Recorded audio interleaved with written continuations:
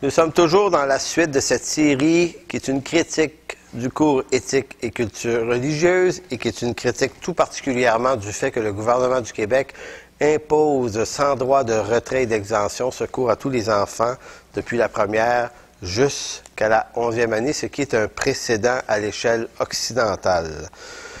La semaine dernière, dans les capsules précédentes, j'ai parlé abondamment de Jean-Jacques Rousseau, qui est un peu le père de cette idée selon laquelle les parents sont nuisibles à l'instruction et l'éducation des enfants. C'est pourquoi l'État devrait, dès que possible, au plus jeune âge possible, prendre le relais et éduquer les enfants à sa façon, dans son idéologie d'État.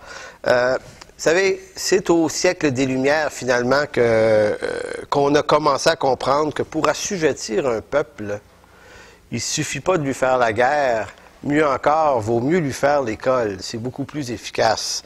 C'est aussi dans ce siècle qu'on a compris que si on voulait assujettir un peuple, nul besoin de convaincre les grands, les adultes, les parents, qui se sont déjà forgés une identité trop massive. Il suffit de s'en prendre plutôt aux enfants, donc de forcer par des lois les parents, les familles à livrer à l'État leurs enfants pour que cette dernière puisse les endoctriner par une propagande religieuse, morale, éthique de son propre cru. Et tout ça bâti autour d'une idéologie de philosophe. Vous savez, on est dans une république de philosophes. Encore faut-il savoir que les auteurs, les penseurs, les pères de ce cours sont pour quelques-uns des théologiens ou bien libéraux, sinon des philosophes, qui pensent en fonction d'une idéologie qui s'appelle le pluralisme, et on verra un petit peu plus tard de quoi il en retourne lorsqu'on parle de pluralisme.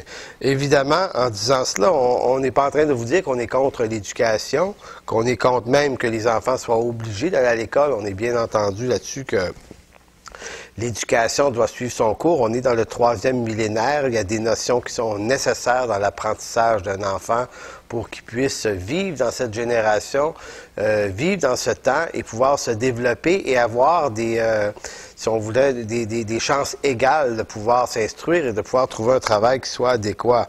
Cependant, là où on se trouve maintenant, ce n'est pas tant le problème d'instruire les enfants sur le plan général et académique, mais de les instruire sur des notions qui sont plutôt du domaine des croyances religieuses.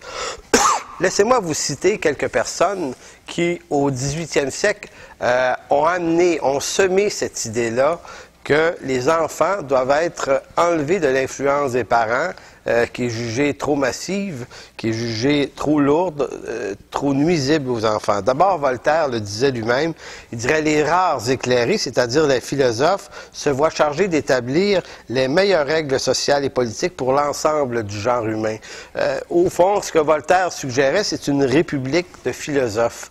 Donc, il y aurait, selon lui, des bien-pensants et des mal-pensants dans la société. Les bien-pensants, évidemment, étant Voltaire et ses amis et ceux de sa clique qui pensent exactement comme lui. Quand vous lisez les manuels, pas les manuels, pardon, mais les ouvrages qui ont été écrits pour la présentation du cours éthique et culture religieuse, on croirait retourner précisément à ce discours de Voltaire. Un autre penseur, c'est Helvétius également, qui dans les mêmes années disait ceci, tenait que la meilleure éducation était celle qui le plus éloignait les parents de leurs enfants.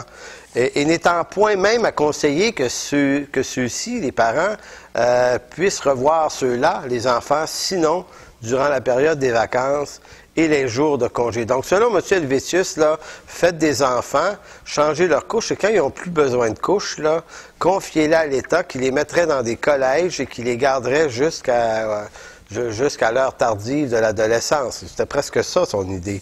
Vous aviez également Maximilien de Robespierre, qui lui a été guillotiné en 1994, quelques années après le début de la Révolution, qui disait « Mon fils ne m'appartient pas, il est à la République.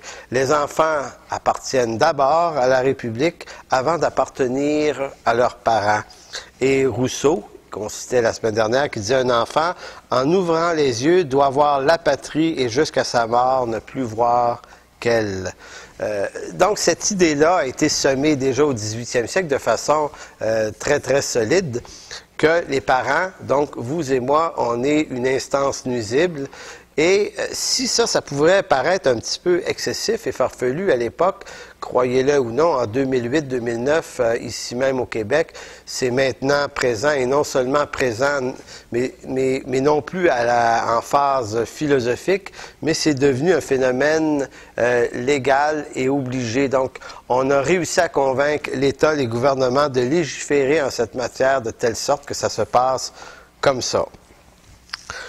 Ces idées-là ont été récupérées. C'est-à-dire, quelles idées? Celles selon lesquelles il faut que l'État instruise les enfants et par des lois, qu'elle les sépare d'eux et qu'elle les instruise dans des idées, des idéologies, des systèmes de pensée. Au 20e siècle, il y a eu des États fascistes. C'est bien connu des historiens, des sociologues et autres qui vont étudier l'histoire du 20e siècle, que plusieurs gouvernements fascistes, dont Mussolini en 1922, qui établissait un ministère comme ça, où son ministère de l'Éducation avait pour but de forcer les enfants à aller dans les écoles en Italie. Maintenant, on avait déjà des écoles en Italie. On apprenait déjà l'italien, le français, l'allemand et d'autres matières académiques. Sauf que Mussolini, lui, c'était de forcer les enfants à recevoir un enseignement qui va de pair avec l'idéologie fasciste de Mussolini. Lénine et Staline ont fait la même chose en Russie dans les années 1920-1926 pour Staline. On a fait la même chose en Allemagne en 1933. C'était Joseph Goebbels qui était le ministre de la propagande, qui lui aussi a tout simplement forcé les parents à envoyer les enfants dans des écoles et recevoir cette idée qui était celle du national-socialisme.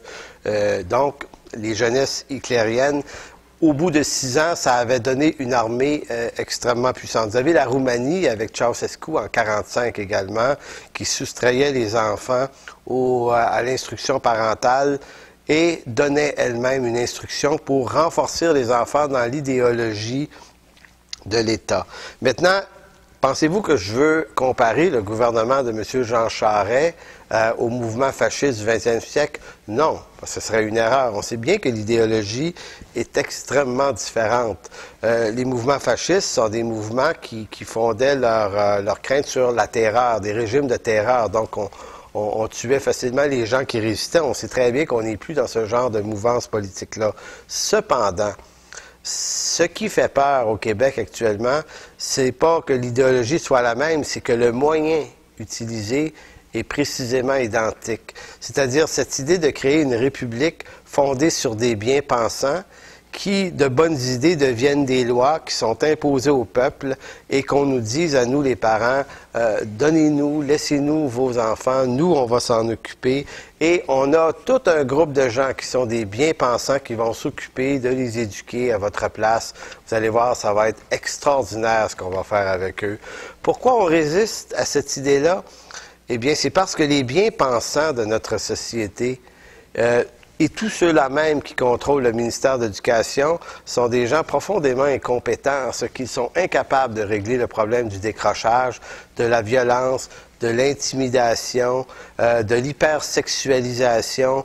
Il y a un nombre de problèmes. Et que dire du nombre de suicides chez les jeunes au Québec qui atteint des records mondiaux? Donc, si les bien-pensants qui s'occupent de notre jeunesse sont pas capables de s'en occuper et d'arriver à des solutions qui sont concrètes et qui fonctionnent, comment peuvent-ils réclamer qu'on leur confie nos enfants sous l'angle de l'éthique, de la morale et de la religion? C'est un non-sens.